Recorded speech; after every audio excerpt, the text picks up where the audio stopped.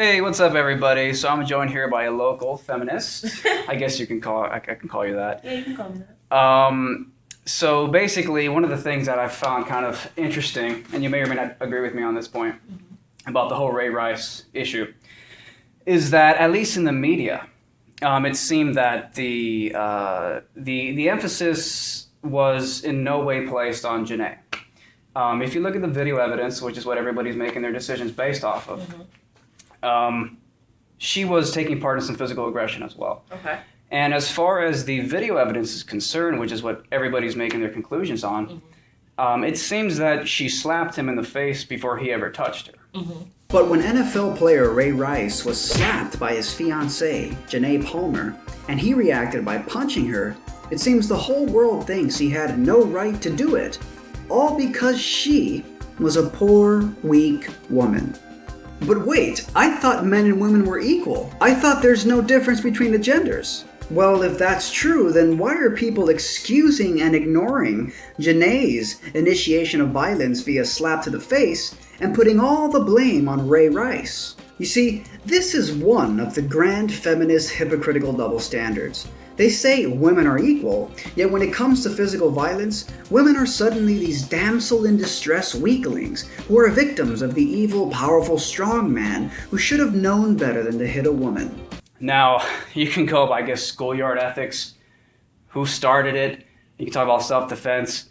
The way I see it, and this is the perspective that Whoopi Goldberg gave on The View a few days following, she said that if you go around hitting people, you shouldn't be surprised if you get hit back. Now, this is in no way to justify the degree to which Ray obviously retaliated. Right. But it is to make a point, and this seems like a bit of a contradiction that I've come into online and on my blog is, it seems people who say Ray Rice is entirely to blame and that Janay has no culpability in this, when as far as the video evidence is concerned, which is what, I don't know about you, but most people are making their conclusions based off of, the physical aggression was started by her. Right. So as a matter of gender equality and being consistent on the issue of gender equality, my question is, what is your perspective? What is your take on the whole Ray Rice thing? Well, me personally, I think if you are someone who considers yourself a feminist and you're all for gender equality, it would be important to think about the fact that, you know, she did hit him as well, because we don't want men to hit women. We also shouldn't want women to hit men. And that also becomes a blurred line when it comes to homosexual relationships. Like, is it okay for men to hit men and women to hit women? And I don't think it's okay at all for anybody in a close, personal, romantic relationship to hit each other. That's not what your relationship is for. And so for me, I really feel like she should get some of the blame, and that domestic violence does happen on both ends. And people don't think about how gender roles and how gender inequality and all of the ideas of the patriarchy also affect men. And it does affect women more, yes, but men do get affected. There's this whole facade that they have to portray. And then there's the whole thing about them not being able to hit women, which in this case, you know, in many cases, women, because we know that, we tend to egg them on. Not saying that makes it okay for them for the men to hit back or to hit based on what we said, but we do that because we know that they've been taught and they've been told through all this time since they were little that, oh, you're not supposed to hit girls, or even if a girl is all in your face and all this other stuff, you're not supposed to hit them. And it's very hard to do that because I know for me, someone who doesn't even really fight, if somebody was in my face and I felt threatened, I would swing too. So I think what's really important is for people to kind of think about it that way. And it may not be a popular feminist idea that I'm saying that, but that's honestly how I feel about the situation. And why do you think it's not a popular feminist idea? Because I feel like many feminists kind of get so wrapped up in the radical view of feminism, and that it's all about women and women being better, women getting their equality. And yes, we want to get equality for women, but the inequality is not only affecting women. Well, you know, that's kind of the interesting thing about chivalry is, like, on one level, you know, there's the chivalrous aspect of, you can't hit a lady, you're not supposed to hit a woman. But at the same time, although chivalry may seem to have certain benefits towards women, like men can't touch women, even if women have initiated the physical violence, it kind of cuts back, because at the same time, chivalry, at least as it was understood in 120 years ago, chivalry was kind of like, women, we treat women with certain special exemptions, throw the coat on the puddle, let them walk over, hold the door open.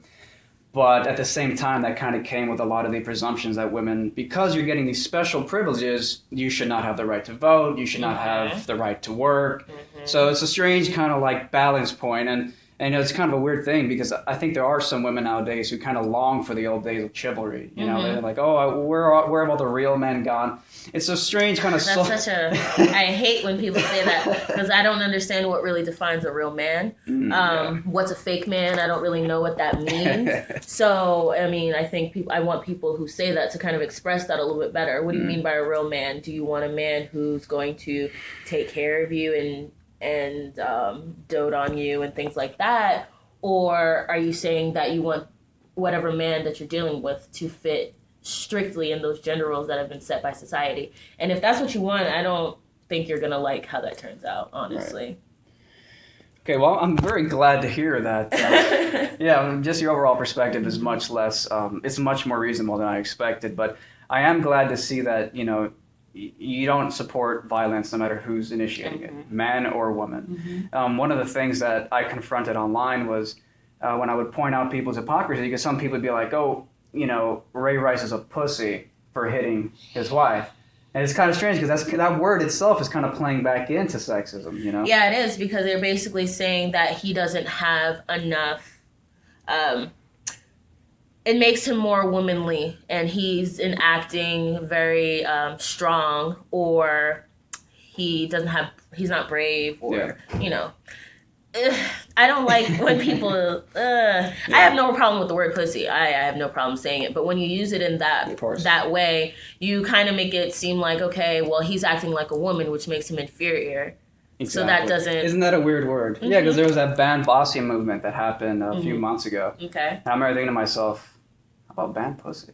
I don't obviously advocate the banning of words, but, it's like, okay, ban bossy. Well, pussy is another word that's being used to basically make men who are weak, timid, and cowardly, whatever the word you want to use, feel guilty, feel like same shit thing for with it. Bitch.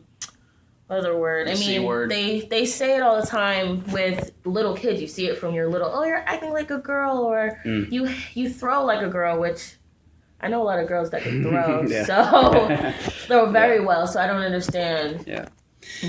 Okay, I guess just to conclude it real quick then, so basically, the conversation I've had a lot online with people who put all the blame on Ray and don't put it on Janay, it's like, it seems like they would, it's a strange double standard where, on one level you're saying it's sexist, it's misogynistic to treat women that way, but at the same time, isn't it kind of sexist and misogynistic to put all the responsibility strictly on the man, as if the woman is some inept child who has no responsibility over her actions? Misogynistic wouldn't be the word to use, but it is sexist, I believe, because... Right, you're right about the misogyny. Yeah, it is sexist, because I really do believe that everybody should kind of get some form of a blame. But that's why I did say, I don't know that much about what's going on. And I kind of try to stay away from it, because you never know the full story. We weren't there. No. We don't know what happened. We don't know what's been going on in their relationship for however long they've been together. So it's really hard for me to sit here on the outside looking in and judge what's going on in their relationship. And not saying that they have to keep it behind closed doors, because that's one of the biggest issues with domestic violence. But... instead of everybody judging and formulating all these opinions and attacking one person in a situation, they should do their research and find out exactly what's going on, or not say much at all. Yeah, what I found weird was just that, like, everybody was making their judgments and their conclusions based on the video evidence. But if you look at the video evidence, the first person to initiate violence was, Janay, when she backhanded him in the face. Right. So I just found that to be an odd contradiction. All right, guys. Well, thanks a lot for watching. I'm very glad that I found a consistent feminist on her principles and her values regarding gender equality. It seems you go online, you get into the blog fights and the comment wars on Facebook and Twitter, everybody's a hypocrite, it seems. So it was good to actually talk to a feminist in person. Again, it's the feminist label. You know, the labels are so vague in general. There are so many different types of feminists with so many different values. She just so happened to be the kind of feminist who was actually consistent. And I'm really glad to hear that. So leave your comments below, guys. What do you think about the whole Ray Rice issue? Do you think that, you know, Ray was justified in defending himself against Janay because, according to the video evidence, which is what everybody's making their conclusions on, according to the video evidence, she hit him first by slapping him in the face. So if we, as a hypothetical here, if we say that a woman hits a man, starts it, not even Ray or Janay, but if a woman hits a man, does he have a right to defend himself? That is a fundamental question. And I got a lot of hypocrisy online, but luckily here I actually got some consistency, which is definitely refreshing. Doesn't necessarily mean I agree with most or all of some of the feminist perspectives. I definitely believe in gender equality. Really, I believe in individual rights. You believe in individual rights, it doesn't matter what gender you are. You can be a man or a woman. It's individual rights. That's the key. So that's my perspective. I still think there's a lot of fraudulent statistics out there, things regarding the wage gap. I recently heard that the wage gap, that supposedly there's women make 77 cents per every dollar that a man makes for the same work, and I heard that was actually bullshit. It wasn't considering that women generally work fewer hours a week, not all women, but enough to make the statistics different. The fact that they go into different professions also impact pay. So it was the initial statistic that women get paid less than men for the same amount of work. That has been pretty much debunked. And it makes sense. I mean, think about it. I mean, do women, did that study that said that women get paid less than men, did that study take into account that women get free drinks until midnight? Free entry into the club all night long? Did that study include that men are expected to pay the tab for their date dinners with women? Women get a lot of privileges too, thanks to chivalry and supposed patriarchy. Patriarchy does come with certain benefits to women, but again, it has a backlash, which is what me and the kind feminists in this video we spoke about briefly, is that it also comes with backlashes, because if you're gonna get special privileges, you're gonna have to return the favor somehow, and generally you return the favor by being obedient, which is the essence of the traditional marriage roles and the general societal perspective on women, is that, because you're being taken care of by the man, then voting, I'm not too sure about that. Working, I'm not too sure about that. Because, hey girl, I'm paying for your shit. But anyways, thanks a lot, guys. Leave your comments below. Does a man have a right to defend himself if a woman hits him first? Or is a man a pussy for ever hitting a woman, even if the woman is using a meat cleaver to hack her kids up to death? Also, guys, the red pill is now available. The red pill is a supplement that I created. It contains L-theanine, and L-theanine is actually derived from green tea. And one of the cool things about this is just that you get to take the red pill literally. Like, I mean, it's one thing to watch the red pill and listen to it, but now you can literally take the red pill. You can literally take it. The iconic gesture of taking the red pill, you can literally do it now. On a placebo level alone, I think that's fucking cool. Like, just a placebo aspect. The fact that you're taking the red pill probably has great effects just on a placebo alone. But the ingredients is actually L-theanine, which is derived from green tea leaves. I wanted it to be natural and safe and healthy. L-theanine actually, Buddhist monks for literally thousands of years have been relying on green tea to aid them in meditation, because it turns out that the L-theanine found in green tea actually induces alpha waves in the brain. Now, alpha waves is the exact same kind of waves that the brain produces during meditation. So you can think about that for a second. And of course, alpha waves, which are produced during meditation, which L-theanine actually stimulates in the brain when you take the supplement. L-theanine actually promotes creativity, a sense of calmness and groundedness, but at the same time, you're also very clear and lucid and awake.